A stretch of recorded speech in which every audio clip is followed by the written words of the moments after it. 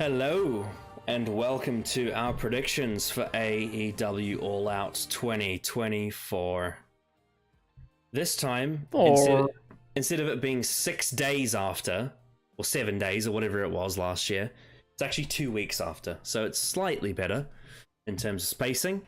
But last year's All Out was famously really good, despite not being expected to be great. And it was like one of the best shows of the year.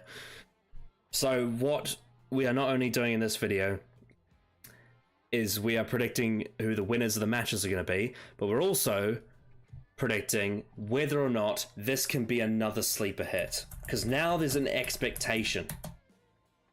Now there's a, well, we've seen what they did last year. Can they do it again in such a short space of, such a short turnaround?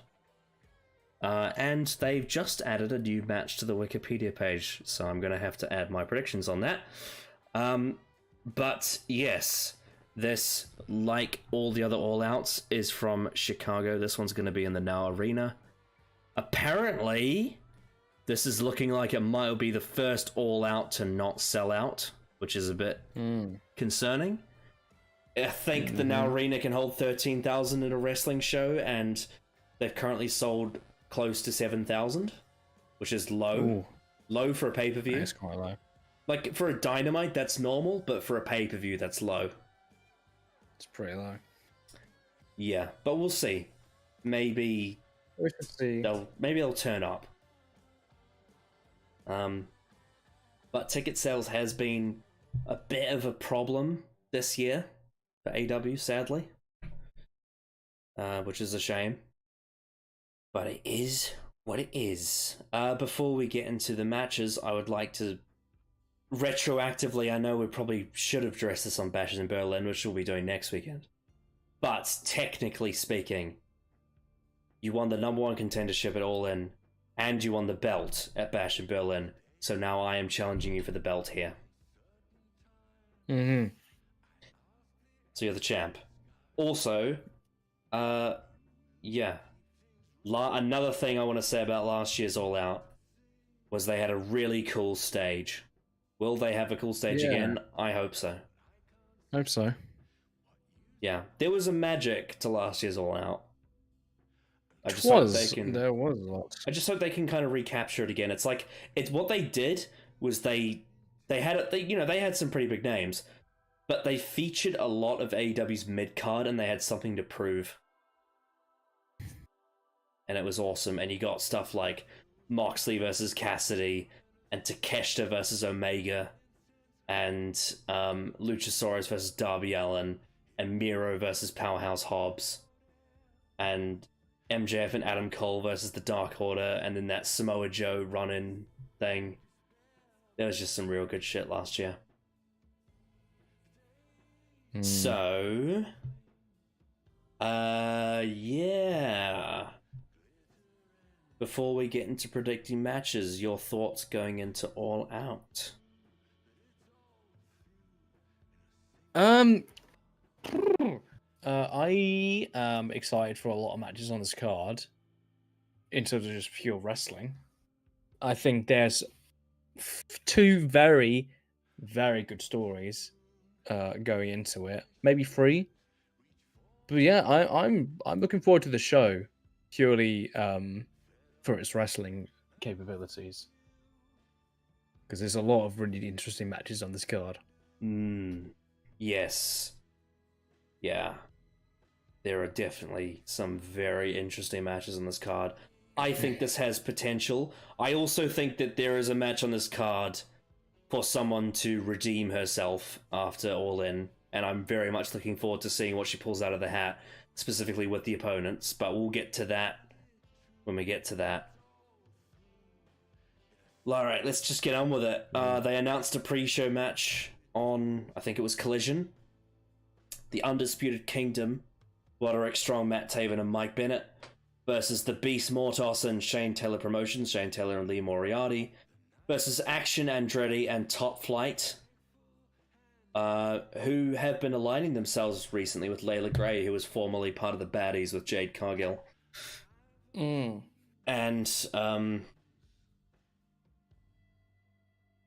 Yeah.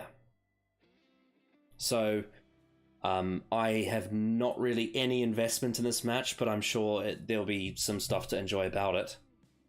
As for who's gonna win, I really don't know with this one. This one's tough to call, but I don't know. The Beast Mortos is a new name in the mix. I'm gonna choose that team. Yeah, same. I think that's the one that makes the most sense, really. Yeah. That sticks out.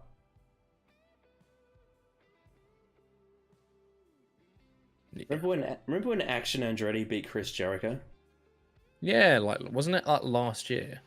Yeah, early 2023. Yeah, and then you haven't really done anything with him since. It was in that very strange period of time when not a lot was going on in AEW, when Punk was out injured and suspended, and then the only thing that really bolstered that period massively was Revolution, which was a genuinely great show, because you had the Iron Man match, Moxley versus Hangman, and you had the House of Black versus the Elite, which was also an amazing match.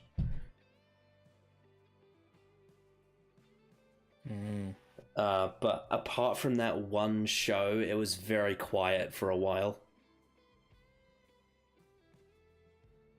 And then Collision started and AEW got white hot for like 3 months. Yeah. And it was absolutely amazing and sensational. Anyway, Shane Taylor Promotions. Let's talk about the main card. I'm just going to go like in the order on Wikipedia, which means we're going to start off with a match I've been thinking about for years, about what if we saw this again, especially now that both guys have evolved. For the International Championship, we have Will Ospreay versus the Bastard Pack. This should be an amazing match. This should be an in-ring spectacle to behold. I'm obviously choosing Will Ospreay to win, but I think it's going to be amazing. Yeah, same here. This should be an absolutely awesome match. And it's probably... when does it open the show? I don't know. This feels like a match that would open the show, but maybe not. If they want to put Will near the end. It could potentially actually go in the middle of the show. At like the 2-hour mark. Yeah. To completely blow the crowd. Mm-hmm. But yeah, I think match is gonna rule. This is a match like that's perfect for a show like this. That's only 2 weeks after another one, because you don't need to build this match much. It's Will Ospreay versus Pac. Yeah. Why wouldn't you want to watch it? Give me one reason. It's just two of the best athletes in the world wrestling.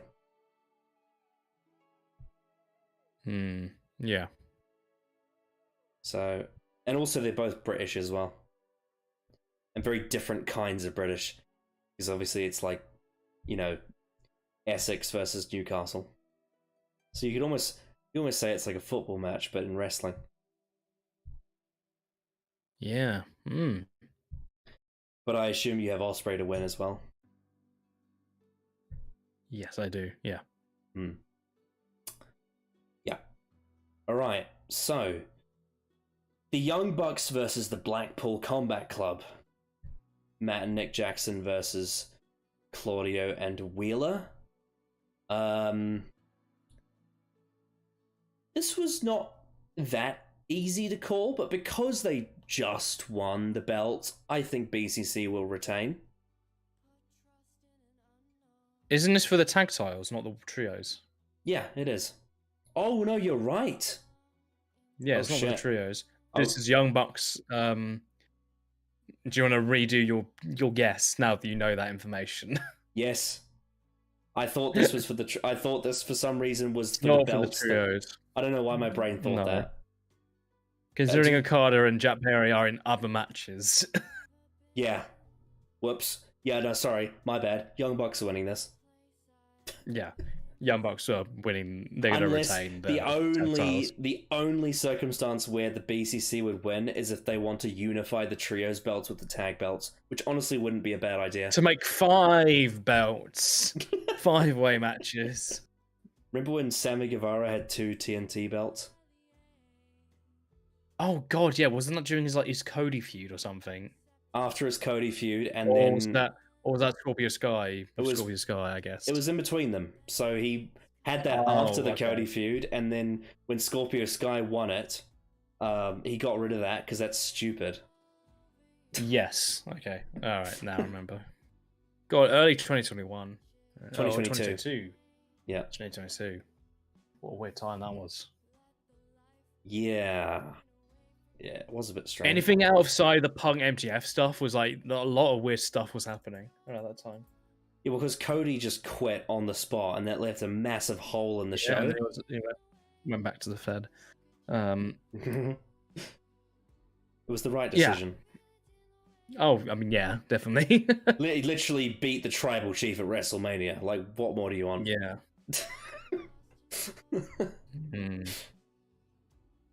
You could not put him over more than they did. Anyway, yeah, I've got the Young Bucks to win, and I never had another prediction. No. I assume you have the same? Yep, I do. Young Bucks retain. With these 4 guys, yeah, the match could be really good, but I'm actually more interested. This could be really fun. This could be a really good match. Yeah, it could be very fun. I'm actually curious to see if they tell a story with it, though. Like, if they do an angle, or do they do something with Moxley on this show? Like, that's something I haven't thought of. Anyway, I'm curious. We have a Chicago street fight. Willow Nightingale versus Chris Statlander with Stokely Hathaway. I think because Nightingale's team won it all in, I'm going to choose Statlander to win this. I'm not saying it's a cut and dry result, but I just think that for balance, I think Statlander winning this would be a good idea. Mm-hmm. But I could see it going the other way too. I could see Nightingale winning. Yeah, I've gone for Nightingale, but I've put this as my Androzani because I agree this could go either way. Yeah, just depend. I think it depends on what they want to do after this show. Yeah, like and I'm more confident on my other picks than this one. Tricky one. I think this could be another fun match. Yeah, if they give it a good amount of time. Again, as I said in the All In predictions, I really like that they're giving the women a feud that doesn't involve a belt. Yeah. Mm-hmm. It's great to see. I feel like yeah. I swear someone said this was like for a belt outside the company, but might be wrong then. No, it's not. It's not listed that way. Okay. It's for the TNA Beer Drinking Championship. But yeah, no, this should be fun, and Stokely will get involved, and he will be entertaining. We have a 4-way match for the Continental title. Kazuchika Okada. This is tasty. Yep. Kazuchika Okada versus Mark Briscoe versus Orange Cassidy versus Konosuke Takeshita. I think Okada versus Takeshita is the ingredients I'm the most looking forward to. Seeing those two face off. Holy that shit. has to be a single match at some point. Yeah, man.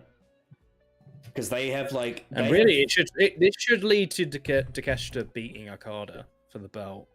Okada and Takeshita have very like good matching aura as well. Oh yeah, both are fucking awesome. Yeah. Like, obviously, demographically, they have similarities, like tall, athletic Japanese man, very handsome. But Okada is just a fucking brick house in terms of build. Remember the blue thunderbomb he gave to what's his name through the table in the ladder match recently? Yep, I remember that. Yep. The Logan Paul looking guy. I can't remember his name. and then also the one he gave to El Phantasmo? El Phantasmo, yeah. And then, of course, the one last year's All Out that he gave to Kenny Omega off the top rope. Jesus Christ. Literally spill your guts off that move. Holy fuck. But yeah, you're right. This is a tasty match. I think Okada retains in this match, but I think he loses it to Takeshita in a singles match down the road.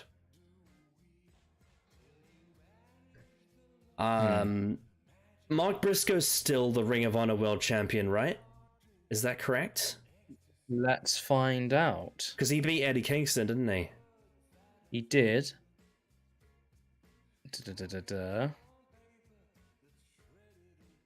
Believe he still is, yeah.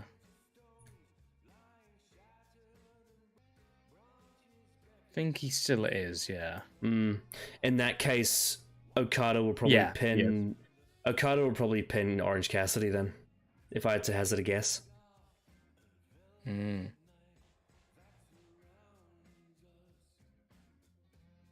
Most likely, yeah.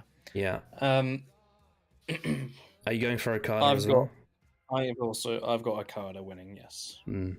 Yeah. They could have Takeshita win it, surprisingly, but I think you save that for the singles match. Yeah, well, I think it's more important to have him beat Okada rather than a fatal four-way that's mucky. Absolutely. I think you can do that at full gear. If you really wanted to, you can do that at full gear. They should tease it, though. They could tease Takeshita winning. Yes. Oh, yeah, definitely. Yeah. But this match for the face-off alone with Okada and Takeshita will be worth it.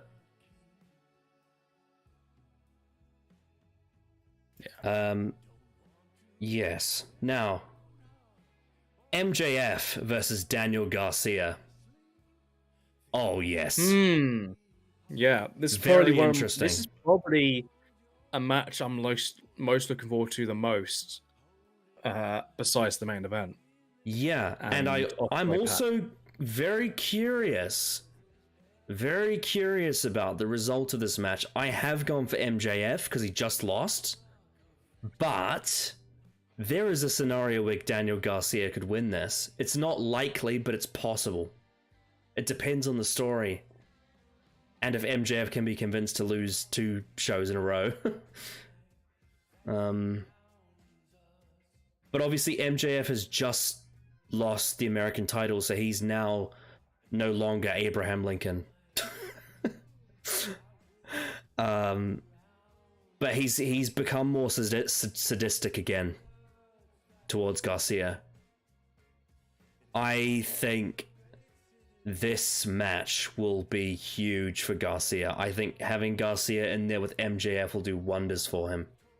I mean, he's already been put over so many times by so many guys, but a lot of the times that I feel Garcia has gotten really over has been because of his ability as a wrestler. I think MJF could take him to the next level when it comes to character work in the ring. More so than Jericho did. Yeah, I have gone for MJF to win, but there is a scenario I could see Garcia beating him. What do you think? I think this is the time to put Daniel Garcia over big time. Because I've gone for Daniel Garcia. Ooh, ballsy. I think it fits what the story they've told. And I think Garcia winning would give him the biggest win of his career. And I think Max can take a loss. I think he's at the point of his career at this point where he can take losses and it won't affect him. So I think this is the perfect time to put Daniel Garcia over, especially after the angles that have happened, especially after Dynamite. I feel like this is the perfect time to have Daniel go over and have a massive win on pay-per-view. Okay. I'd be excited to see it. Oh, yeah, definitely. Right. As I mentioned before, the redemption match, hopefully. Mercedes Moné versus Hikaru Shida for the TBS Championship, with Camille banned from ringside. So as we discussed on the All In review, unfortunately the match with Britt Baker did not succeed in the way that they wanted it to.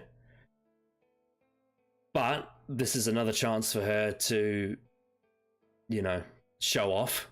Shida is consistently one of the best in-ring performers in the women's division in AEW. She's been part of some very good matches. Most notably, she had a match with Serena Deeb on Dynamite that was amazing.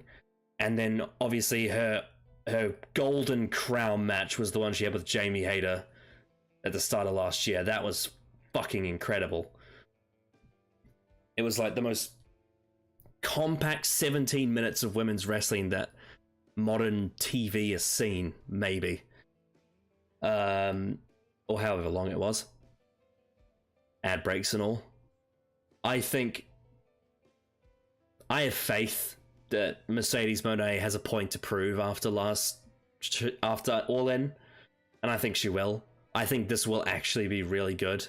And I think Shida is an opponent that suits her mentality and her style more. I have gone for Mercedes to retain. I don't think Shida's beating her. But I'm looking forward to the match.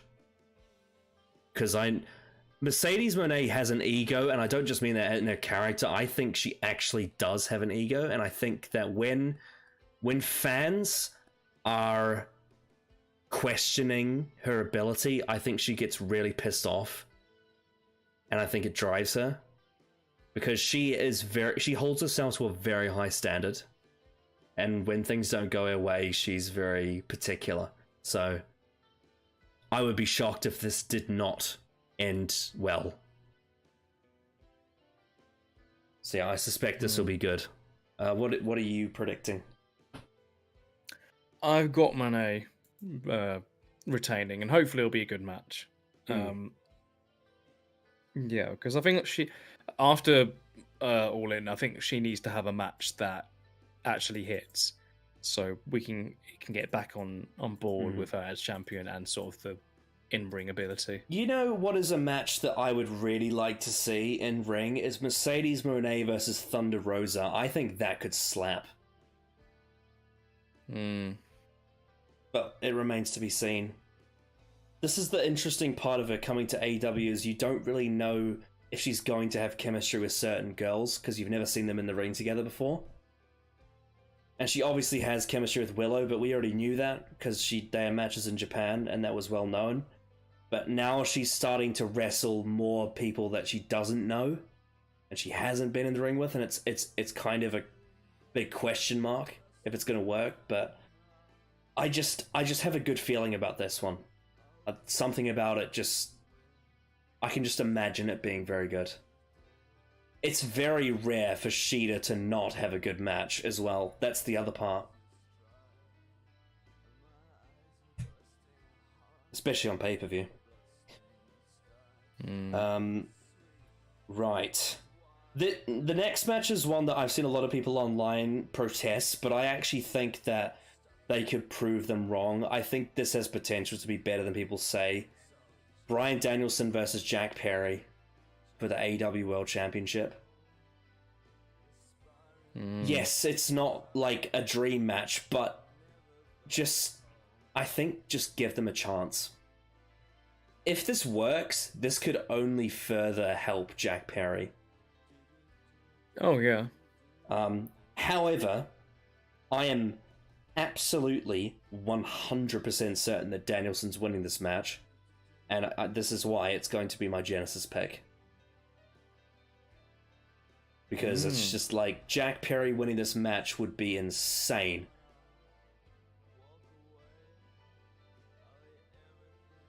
Possibly, yeah. Yeah.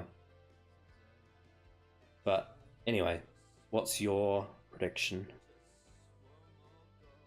I have gone for, obviously, Danielson to win. I think that makes the most sense to me.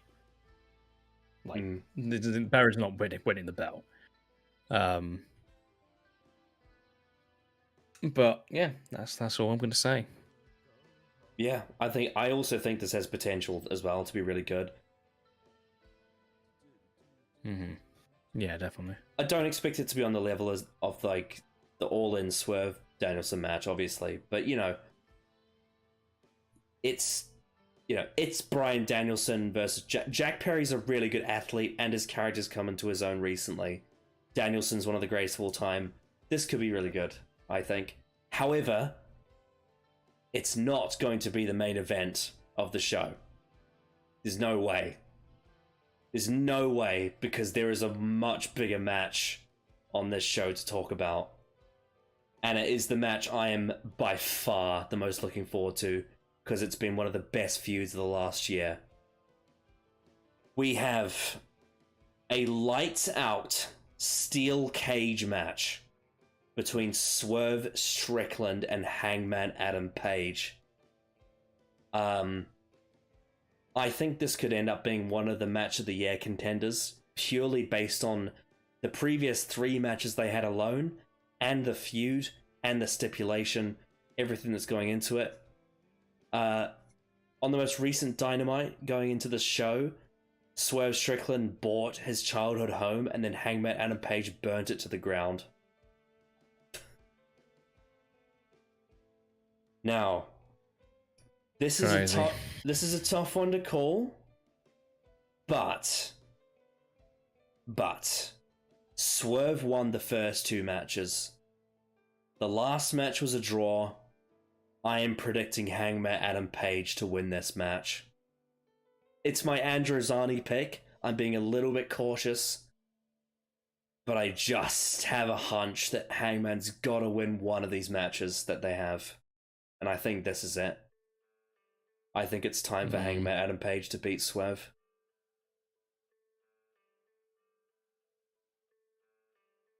Makes sense to me, I'd say. Yeah, I've gone for Hangman Adam Page to win, and this is my Genesis pick. Wow. Because it's already announced as the main event, so that makes sense. Plus, I think it is time to have. I think Hangman should win. I think this is time to give him a. You know what that means? You know what that means? For you, this match has an 8-point deficit. Yeah. That's massive. That's massive. But more importantly, Jesus Christ, looking forward to this match. Fucking hell. Like, I cannot wait to watch this. Oh boy, yeah. I think Tony Khan knew this show needed something really big. Like, really big on it. And he's pulled the trigger on one of his biggest bullets in his chamber, and which is this match. Lights out steel cage match, 1 year in the making. Because it was the Dynamite after All Out last year when they first started this feud, which was almost a year ago. Yeah. Jesus Christ. Yeah. I don't know what else to say. That match alone. Plus, obviously, there's a few others on the show that could be very good. But that match is... I'm curious to see... I'm certain it's going to be at least at worst, very good. Probably amazing. But I'm curious to see how amazing it is. Yeah. Because there's been some really great AEW cage matches over the years that it's been around. I feel like they've really tapped into a side of the steel cage stipulation that the Fed often doesn't do. And yeah, I think we could be in for a hell of a treat with this one. A violent, absolutely violent fest. Yeah. So, anything else? No, I'm really looking forward to the show. This should be a very, very, very, very, very hard hitting show. Mm-hmm. Yeah. I like that All Out has kind of gained this identity now. It's like kind of like the yin and yang. Like All In is the yin show, it's the big spectacle, and then All Out is like the gritty aftermath. You know, it's like the hangover to the Wembley show, and you get all these crazy like experiments thrown into a show. Mm-hmm. Yeah, should be great. Well, we will see you all for the review of All Out and the review of Bash in Berlin. And then hopefully that'll give us some time to do some other stuff for a while. Before we get to Bad Blood, which should... I mean, look. If Hangman versus Swerve in the Steel Cage delivers in everything it's, you know, lived up to be, it puts a lot of pressure on what I think will be a Hell in a Cell match at Bad Blood between another feud that's been amazing this year. So, yeah. Exciting times. Also, I just want to comment on something as well. I hate those people on Twitter that are shitting on the bracelet. Yeah. That's really cringe. They're Very like, oh, the bracelet's lame, but burning down his house is cool. It's like, no, they're different stories doing different things. Just enjoy them. Mm-hmm. Yeah. It's like, it's just different. It's just not the same thing. Also, the sentiment as well. Like, you gotta understand, it's not about like the fucking 50 cent, you know, thing he wears on his wrist. It's about the meaning behind it. It's the people he loves and his wife and his dog. That's his life. That's the important part. But yeah. Anyway. Yeah. Bid you adieu. Good night and a goodbye. Bang. Oh. Keep fucking hitting my mic.